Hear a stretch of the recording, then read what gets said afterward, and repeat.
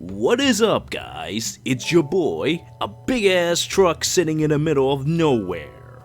Today, it is time for another analyzation of yet another wonderful character.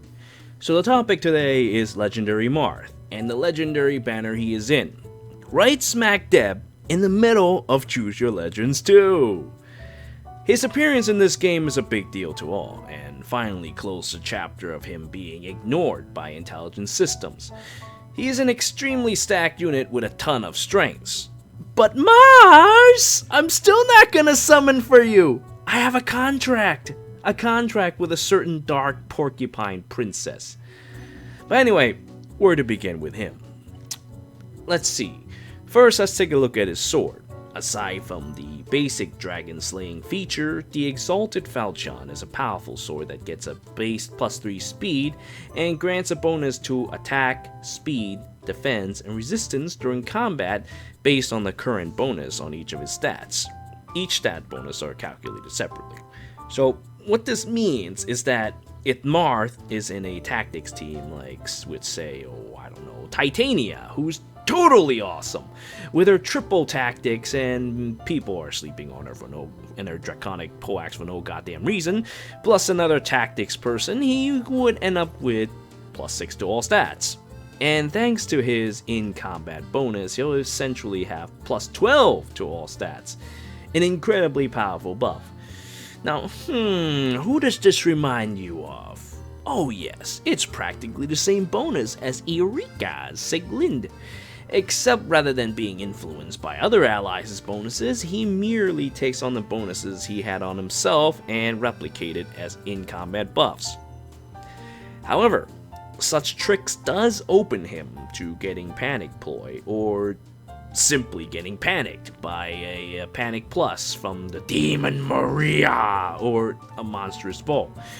I can't imagine Marth having too high HP either, so his allocation will probably mostly based on his speed and his attack. Based on the official video seen, I'd wager a guess that he'd probably be around mid-30s without the +3 speed from his weapon. Now, anyway, due to his weapon's second ability, he will almost always have visible stat buffs on him. And as such, the use of Panic Ploy will give him a really hard time. And unlike Eureka, who is influenced by her allies instead, there is absolutely no way for him to cancel the negatives of Panic with in-combat buffs from his weapon at all. So due caution is very much advised when it comes to Panic, because it will shut that certain build of Marth down pretty hard. Now, let's talk about the Fire Emblem itself. Well, the man carries the title itself. The Fire Emblem is an extremely powerful skill, combining the basics of Eira's Recto Astra and that of the healer's bomb. Except the bomb is 4 times as awesome as a regular ass bomb, with 4 to all stats across the map. This skill is quite the powerhouse. One use can potentially change the entire course of battle, and on top of this, he can buff himself as well, so he doesn't really even need people with tactics, so long as he can get started. Although, Marth won't be able to use his skill as well as Eira for 2 reasons. 1, the Recto Astra is scaled to 40% of Eira's speed as opposed to Marth's 30%. And unless he uses a slaying sword, he can't instantly activate the skill after a single hit or activating it twice in one turn. I guess he can somewhat meet this halfway by using a flashing or heavy blade seal, but it's not quite the same as having literally one charge to execute a powerful technique on either face. I mean, yeah, Marth can equip a slaying blade himself, but would you really do such a thing when your Exalted Falchion is so incredibly badass? Well, actually, I suppose yes, yeah.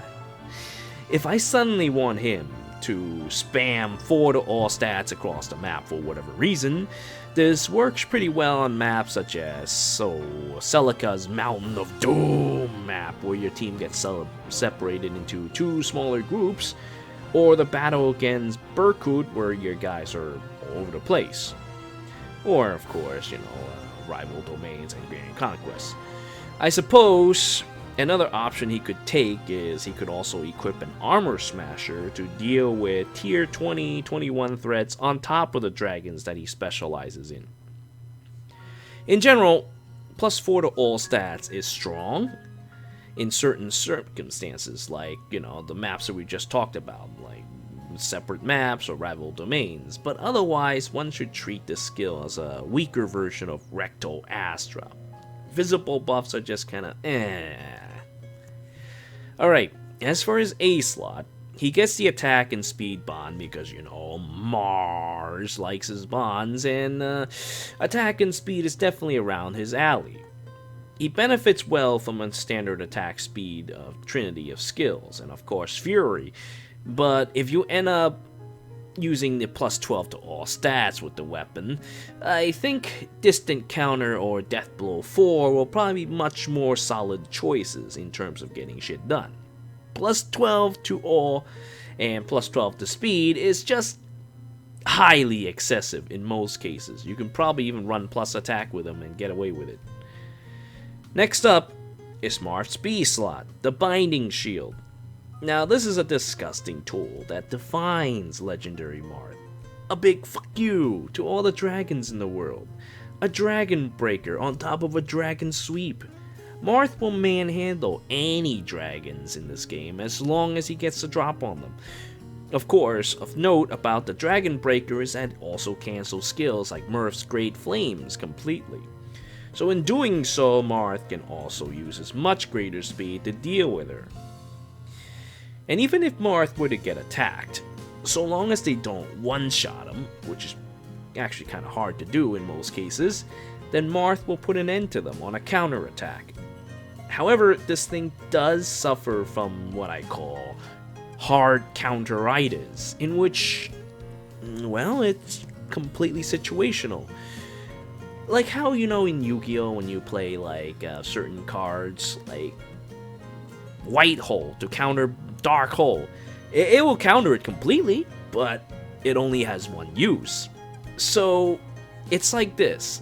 It's like a dead card in your hand, and in this game, it's like a dead B slot. If there are no dragons on the field, then you are just about as good as not having B slots at all.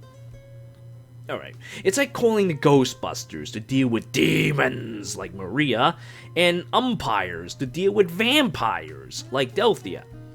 For this reason, I can see some merit in taking Armor Smasher, as most top tier units in the game are currently armors or dragons. Thanks to the lame arena BST systems, Marth will be able to perform very solidly on the field, especially since he has 3 unique skills to himself: the weapon, and the fire emblem, and then this shield. Finally, Marth comes with Infantry Flash, the speed version of our wonderful friend Infantry Rush, which Summer Nord had carried. It is a good technique, though in general blade type skills favor being used in offense. This is a pretty decent way to trigger a 3 charge attack skill though on a double attack for units that you intend to bait with spurs and drives. Thanks to, once again, the dumbass arena system where the focus units needs to take all the kills. This is particularly lethal, say, if the Escurtrials were to carry skills like a Slaying plus Ignis, or their pref weapon or Wadal plus Bonfire, or they have Wrath in their B slot, etc, and they need their Seal slot for whatever reason. Such as with Alfonso Despacito, where he needs to use the Brash Assault Seal. Aside from that, healers can't use blade skills, so the main uses I have for this skill would be for something like, farming, using that for healers and farming kills with the Escurtrials. I guess unless I have a strong enemy face unit that is specifically meant to be moving ahead to allow for this skill to be used offensively, I could slap them on. which I guess could also be Legendary Marth if he uses Distant Counter, but I think he'll do a much better job just going out there and kicking their asses himself, unless, well, he has to feed kills to Anna or something. In conclusion, Mars is a very strong unit with a very defined role. However, that's exactly the problem with him. Honestly, a unit without Xian tends to slay dragons anyway, so the binding shield's a bit of an excess in my opinion. Also, if a fast enough dragon were to use Swordbreaker, then the only thing he's going to get is bypassing counterattacks. So Tiki and Naui and the likes could survive a single attack. Conversely, if they want to play on his terms, or play his tricks, they can use Windsweep or something like that, and instead wear Marth down. Now, I think that the B slot is a very competitive slot. Something like Wrath would be extremely deadly with Fire Emblem, especially since, well, it doesn't quite have as much as a bite as Era's. To put things in perspective, at 40 speed, the Recto Astra would deal 16 damage, while Marth deals only 12. And because Era can use slaying more freely, she can even dish out 2 in a single attack. Now next, Guard would be very helpful against the ongoing tides of quick charging units, or simply shutting down characters like the said Era, who relies on such techniques. So, once again, if he doesn't fight dragons, he's mostly a red sword unit, which is a very common role. Don't be fooled by the official video. Joe Hardon would kick Marth's ass and come on his face. I guess unless you pack Armor Smasher or something, but even then a bit of a stretch. So, to use Marth properly, you gotta make concessions for him by either tossing him into a tactics team or using other weapons for him. And of course, being a legendary hero, he naturally won't be as strong as a unit who can receive blessings. Honestly, I would have actually preferred to have a more supportive hero rather than a straight fighter to be a legendary hero, to be honest. Since, well, they're the ones dishing out stats. Guntra, for example, is one such hero. She sends out a crippling debuff while benefiting from said debuff, so it's not like she can't fight.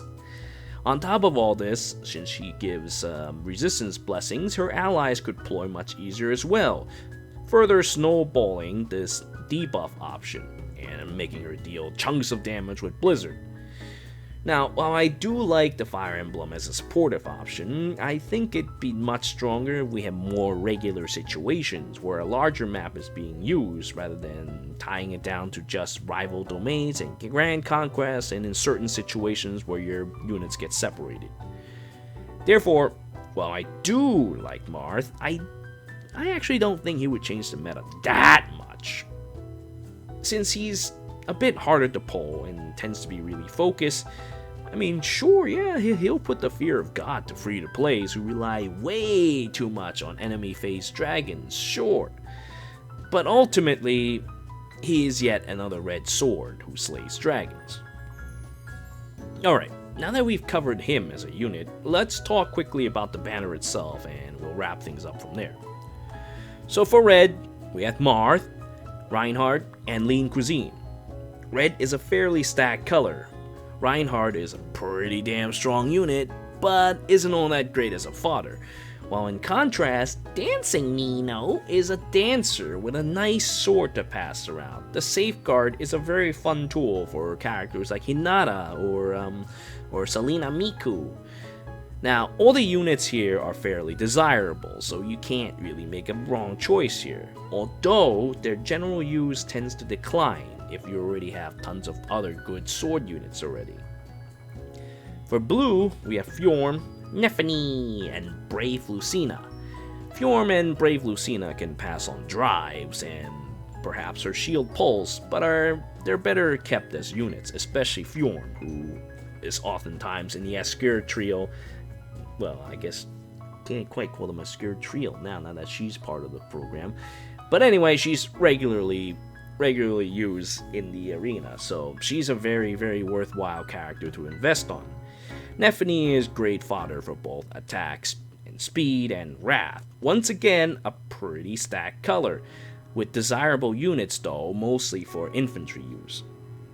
For green, we have Guntra, which, honestly, if I were to pull here today, I probably would be going for her to max out at some point. Though she does have low BST, I can't help it because I love tactical units, especially ones that can deal a surprising amount of damage. LA Hector is strong as a unit and distant counter fodder as usual, while Alphonse has a giant ass spoon and a death smoke. All great choices, with a lot more general uses than, say, the red and blue options. And finally, with regards to colorless, we have Grima, who is great all around. Faye with the fire sweep bow, though I kinda like her as a unit anyway, and Kagero with a Wadal dagger. All great units.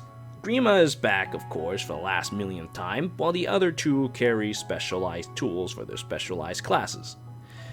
All in all, though, a fairly good banner. Unfortunately for me, though, I have Veronica to worry about, and I already have most of the listed units and fodders. But this isn't a bad lineup, all things considered. Well, and that's all from me. I thank you all for watching. Until next time.